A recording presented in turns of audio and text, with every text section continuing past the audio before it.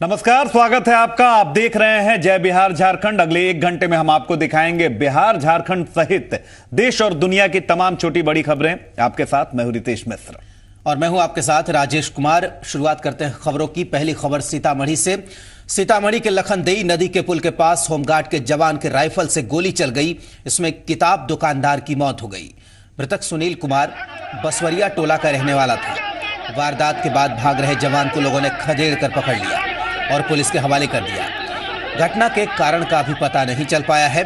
उधर हत्या से गुस्साए लोग शव के साथ सड़क पर उतर गए और दुकानों को बंद कराने लगे। लोगों ने महसौल चौक, लखनदेई पुल और किरण चौक को जाम कर दिया। पुलिस के खिलाफ नारेबाजी की। लोग मृतक की पत्नी को सरकारी नौकरी देने और होमगार्ड के जवान को फांसी देने की मांग कर रहे थे। मृतक के परिजन इसे हादसे को सुनियोजित हत्या करार दे रहे हैं। उधर घटना के दोषी होमगार्ड के जवान को गिरफ्तार किया गया है। लोगों के अनुसार होमगार्ड जवान अक्सर अजीबोगरीब हरकत किया करता था। वो महसौल रहमानिया में चल रही परीक्षा से ड्यूटी कर वापस लौट रहा था। तो जी मीडिया पर एक्सक्लूसिव तस्वीरें हम सीतामढ़ी की दिखा रहे हैं, जहां पर खाकी पर आरोप लगा है, हत्या का आरोप लगा है। होमगार्ड के जवान से अचानक गोली चल जाती है और उसके बाद एक व्यवसायी की यहां पर दुखद मौत हो जाती है। इसके बाद लोग काफी आक्रोशित हो जाते हैं और जो आरोपी होमगार्ड का जवान है उसे लोगों ने पकड़ लिया। उसकी जमकर पहले धुनाई की गई और उसके बाद लोगों ने इसे पुलिस के हवाले कर दिया। तो आप तस्वीरें देख रहे हैं, जी मीडिया की एक्सक्लूसिव तस्वीरें इस वक्त आप देख पा रहे हैं। आप देखिए कि यही होमगार्ड का जवान है, उसके हाथ में राइफल है। आप देख सकते हैं कि उसी की गोली से कारोबारी की मौत हुई है। और पहली तस्वीर में आप देखिए कि किस तरीके से कारोबारी का परिवार मातम में है। मेरा भाई गोदाम में कॉफी लाने जा रहा था। सुमन मिश्रा जो है वही अड्डा जमाते हैं, भांग दारू सबको पिलाते हैं और जो मारा है उसको भी वहाँ अड्डा जमाते हैं। और वो भी उस समय मुस्तैद थे जिस समय वो गोली मारा है। मारा है कि मरवाया है? मरवाया है उसी जगह। हम तो दुकान में थे, वही आके हल्ला हमको कहता है सुमन मिश्रा हमको बोले हैं कि तोरा भाई के गोली मार दिया। आज सीतामढ़ी टाउन क्षेत्र में एक होमगार्ड जवान अपने राइफल से गोली चलाया, इसमें एक आदमी की मृत्यु हुई। इस संबंध में अभी जांच चल रही है। होमगार्ड जवान को गिरफ्तार की गई। सर, ये जानबूझ के था या मिसफायर था? ये अभी तत्काल पता चल रहा है। ये अपना राइफल सरकारी हथियार से गोली चलाया। इस संबंध में प्राथमिकी दर्ज की जा रही है, उसको गिरफ्तार किया गया है। तो होमगार्ड के जवान से गोली चलती है रितेश, और इसमें कारोबारी की मौत हो जाती है। तो जाहिर सी बात है कि कई सवाल छोड़ रहा है। जी मीडिया संवाददाता त्रिपुरारी इस वक्त हमारे साथ जुड़े हुए हैं। त्रिपुरारी, पुलिस की गोली से अगर किसी की मौत हो गई तो सवाल तो खड़े होना लाजमी है। बिल्कुल बिल्कुल राजेश, ये एक गंभीर मामला है क्योंकि ये सर्विस राइफल से ये गोली चली है और उसके बाद एक की मौत हो रही है। तो ये एक बहुत बड़ा सवाल उठता है कि सर्विस राइफल से जो गोली चली है उससे एक व्यक्ति की मौत है। ये बताया जा रहा है कि जो होमगार्ड है वो एक मतलब हमेशा नशे में धुत रहते थे, हमेशा भांग खाते थे, गांजा पीते थे, ऐसा लोगों का कहना है कि और अक्सर उस जगह पे वो पहुंचते थे। और आज वही हुआ कि एक माध्यमिक परीक्षा को दिलवा के ये होमगार्ड वहीं पे पहुंचे हुए थे और वहां पहुंचने के बाद इनके जान पहचान के जो 2 लोग थे वो इनसे राइफल लिया और राइफल को देख रहे थे। इसी बीच में ट्रैगल के दबने के बाद वो जो दुकानदार, जो बुक सेंटर के जो मालिक थे, उन्हें गोली लगी और वहीं पे उनकी मौत हो गई। अच्छा त्रिपुरारी, अहम सवाल ये भी उठता है कि अजीबोगरीब अक्सर ये हरकत किया करता था जो आरोपी होमगार्ड का जवान है। लोगों ने इस बात की शिकायत की है। तो क्या इसको लेकर कभी जो वरीय अधिकारी हैं उसके पास लोग नहीं पहुंचे? नहीं, ऐसा नहीं बताया जा रहा है क्योंकि ये शिकायत हमेशा जो है यहाँ लोकल में ही रहा करता था, लेकिन इनके वरीय अधिकारियों के पास ये शिकायत नहीं जा पाती थी। और ये लोगों का कहना है कि यहाँ एक अड्डेबाजी होती थी। वहाँ जो होमगार्ड पहुंचते थे वहाँ 2-4 की संख्या में हमेशा वहाँ पहुंचते थे और नशे का कारोबार वहाँ पे होता था। और यही एक वजह है कि नशे की वजह से ही ये माना जा रहा है। यानी साफ तौर पर त्रिपुरारी कहा जा सकता है कि नशे के चलते खाकी एक बार फिर से शर्मसार हुआ है। तमाम जानकारियों के लिए त्रिपुरारी आपका बहुत बहुत शुक्रिया। तो सीतामढ़ी की यह खबर है जहां पर होमगार्ड के जवान के गोली से एक व्यवसायी की मौत हो गई है और उसके बाद लोग काफी आक्रोशित हो गए और लोगों ने जमकर नारेबाजी और हंगामा किया।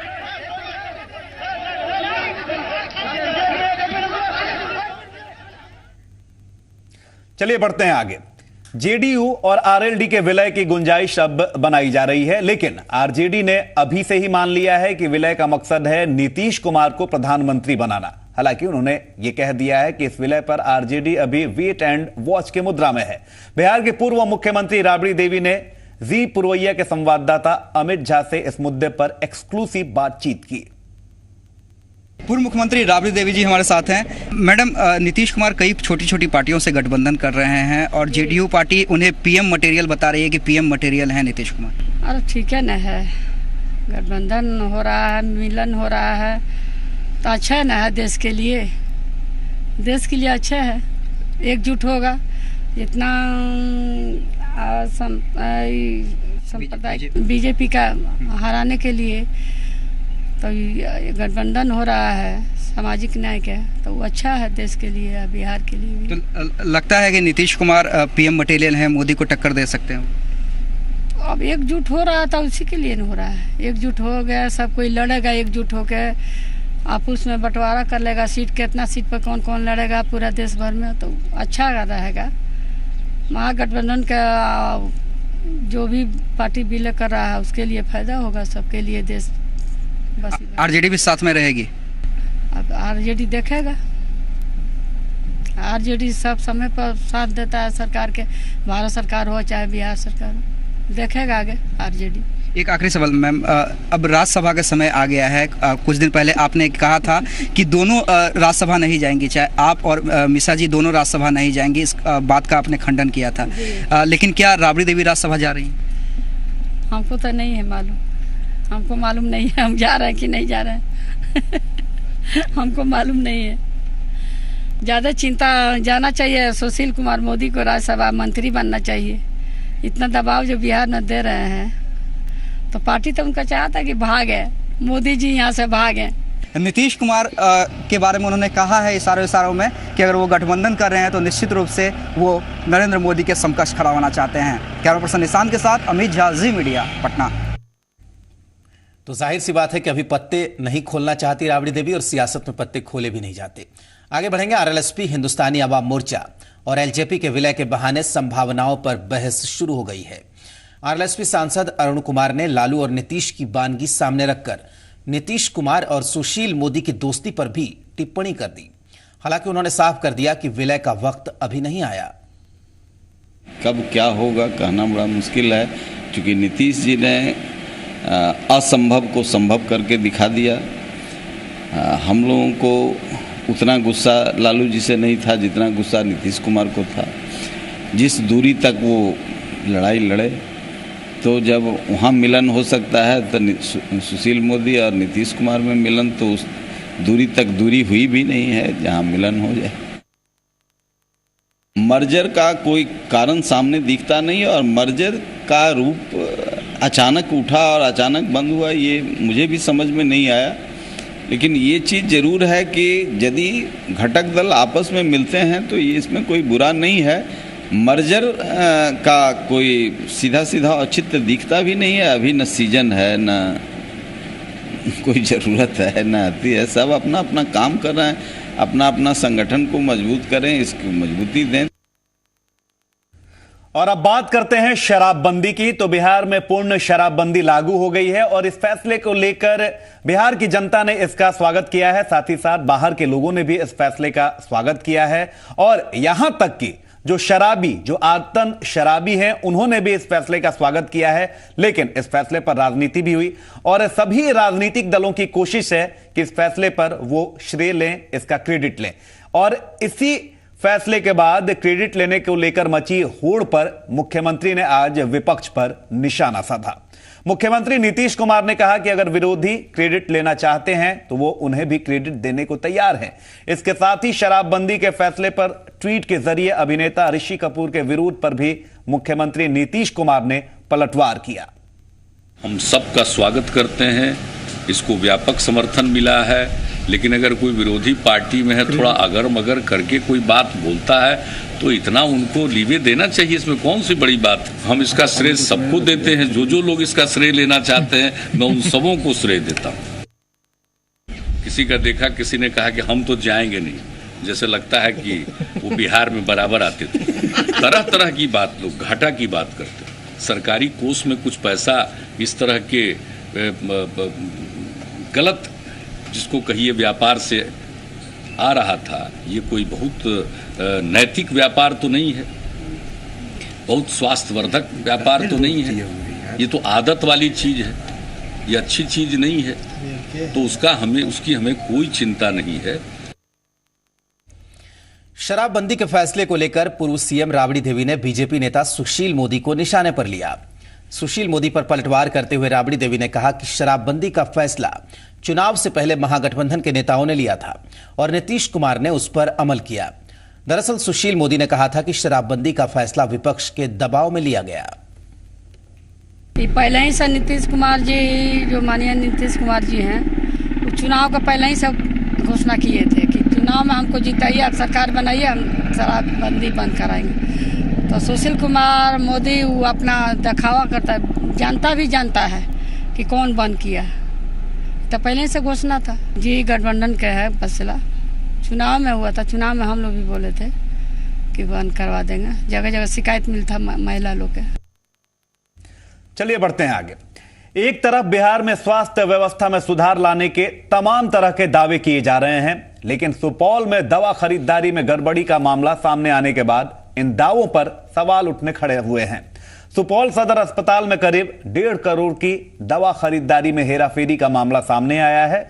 दरअसल साल 2015-16 में सरकारी निर्देश के अनुसार 1 करोड़ 46 लाख रुपए की दवा BMSICL से खरीदी जानी थी, लेकिन आरोप है कि सरकारी निर्देशों को ताक पर रखकर सुपौल के तत्कालीन सिविल सर्जन ने गैर संस्थानों से दवा की खरीद की।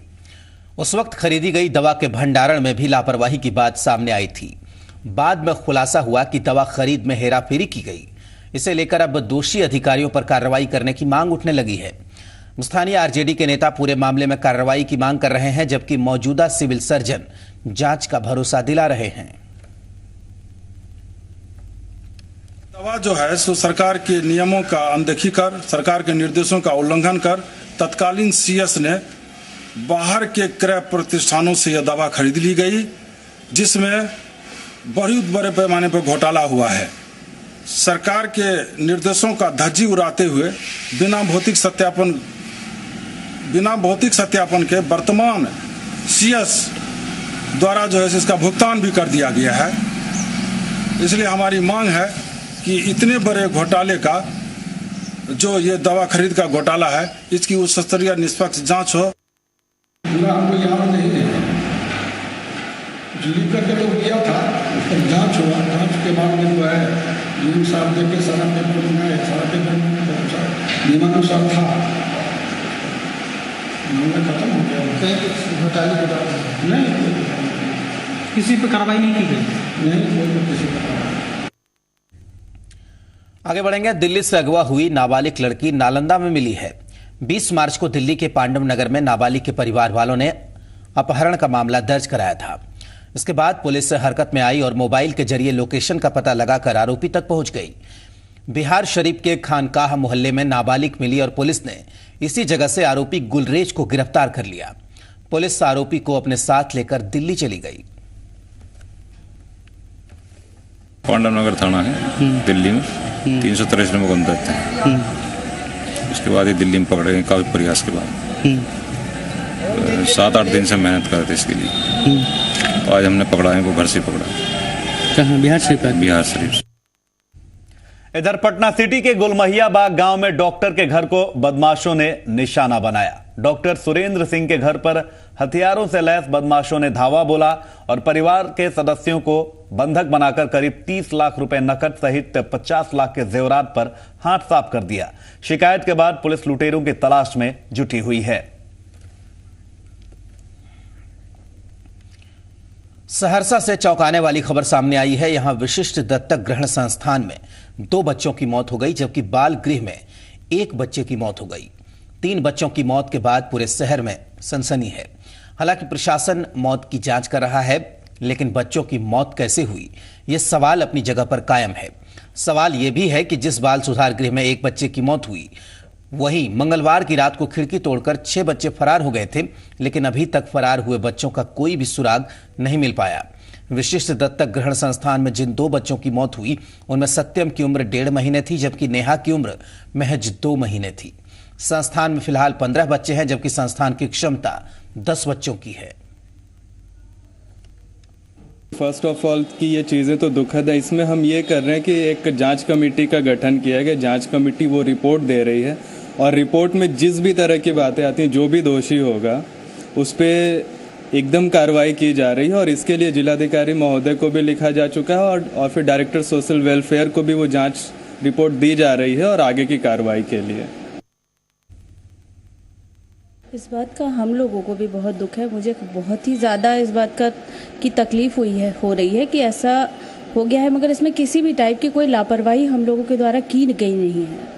और रही बात एक बच्चे की जो मौत हुई है, वो पहले से बीमार था, उसको हॉस्पिटल ले जाया जा रहा था, तो रास्ते में ही उसने दम तोड़ दिया। तो इसमें कहीं भी ये नहीं वो होता है कि हमारी लापरवाही है। हम लोगों की तरफ से ऐसी कोई लापरवाही नहीं है। हम लोग पूरी कोशिश करते हैं बच्चों को अच्छी से अच्छी सुविधा प्रदान करें। और इस बाबत जब बाल सुधार गृह में जी पुरवैया की टीम ने जाने की कोशिश की तो जी पुरवैया की टीम को रोक दिया गया। लेकिन बाल सुधार गृह के 13 साल के किशोर हरिओम की मौत अस्पताल ले जाने के दौरान हो गई थी। बताया जा रहा है कि हरिओम कुछ दिनों से बीमार चल रहा था। बाल सुधार गृह की संचालिका लापरवाही मानने से साफ इनकार कर रही हैं। संस्थान के बाहर से जायजा लिया जी मीडिया संवाददाता मुकेश कुमार सिंह ने। अभी हम मौजूद है बाल गृह में। कल एक बच्चे ने यहाँ दम तोड़ा है और इससे पहले 6 बच्चे यहाँ से फरार भी हो चुके हैं। देखिए 2 मंजिला भवन है यह बाल गृह, ऊपर में लिखा हुआ है 2 मंजिले भवन में यह बाल गृह चल रहा है। पहले 6 बच्चे यहाँ से गायब हो गए, फरार हो गए और कल एक बच्चे ने यहाँ दम तोड़ दिया। हम भीतर का भी नजारा अपने दर्शकों को दिखाना चाहते हैं, लेकिन यहाँ के मुलाजिम हमें भीतर जाने से रोक रहे हैं। लेकिन यहाँ बताना बेहद जरूरी है कि 6 बच्चे जो यहाँ से गायब हुए हैं, फरार हुए हैं, उनमें से एक भी बच्चा को अभी तक सकुशल जो है कब्जे में नहीं लिया जा सका है और एक बच्चा कल यहाँ दम तोड़ दिया। जांच बिठाई गई है, आगे देखना बेहद जरूरी है कि जो जांच बिठाई गई है उसमें क्या कुछ निकल करके आता है और फिर इस बाल गृह पर कैसी कार्रवाई होती है। कैमरा पर्सन विशाल के साथ मुकेश कुमार सिंह, जी मीडिया, सहरसा। लखीसराय में एक संदिग्ध नक्सली को गिरफ्तार कर लिया गया है। संदिग्ध नक्सली के पास से एक देसी कट्टा और 35 राउंड जिंदा कारतूस मिला। मेदनी चौकी थाना क्षेत्र मुख्य बाजार से गिरफ्तारी हुई। संदिग्ध नक्सली का नाम राजकपूर पासवान है।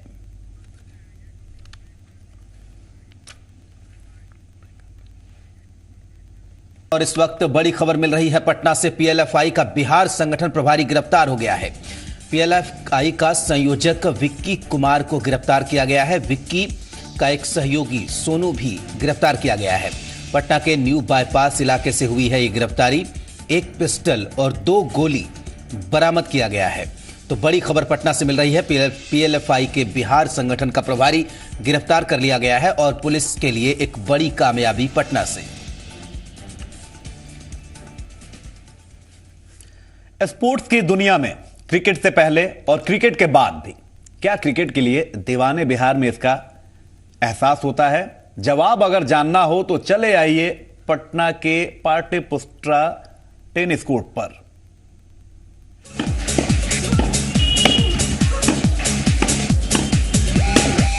टेनिस सनसनी बनने की उम्मीद में ये बच्चे रोजाना पसीना बहा रहे हैं। हसरत है कि इस ग्लैमरस स्पोर्ट की दुनिया में अपना नाम रोशन कर सके।